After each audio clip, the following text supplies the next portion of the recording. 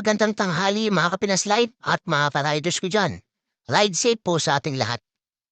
So guys, may testing tayong product at nabili ko sa Shopee. Ito yung cellphone holder o GoPro holder na nilalagay sa helmet. So tayo guys, wala pa naman tayong budget cellphone muna tayo. So kita nyo naman guys, di ba napakalinaw? Kasi pag nilagay natin sa cellphone holder natin sa motor, di ba ma-vibrate siya? Ang pangit ang kuha. Depende rin na rin siguro sa cellphone. Yan, kita nyo naman guys, di ba ang ganda na ang kuha natin na palinaw. Depende na lang sa inyo kung malikot yung ulo nyo kung saan kayo tumitingin. Baka mahilo yung mga nanonood naman. So guys, reviewin lang natin siya. Tignan nyo na lang po yung video natin.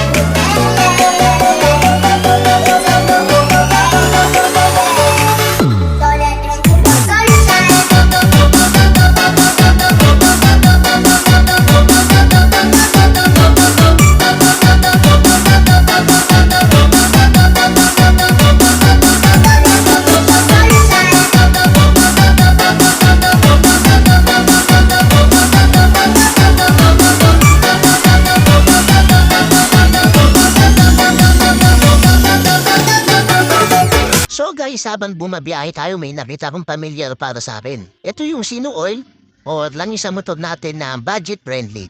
Matagal ko na itong nakikita sa Facebook kaya inabol natin yung si Pops para itanong natin kung saan ang motor shop niya at makapag-avail tayo.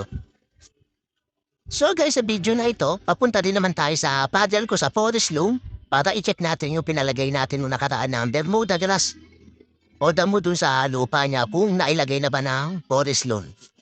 So, andito na tayo guys sa entrance ng Forest Loan para i-check natin kung maganda na ba yung lupa ng mahal natin sa buhay o papa ko, father ko.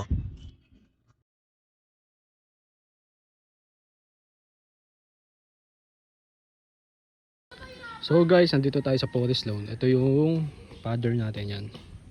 Ayun na yung Bermuda grass niya. Yan, maganda naman yung pagkakagawa nila. Yan. Yung compare natin yung dating ganyan, tapos naging ganito na, di ba? Mas okay ito, maganda tignan.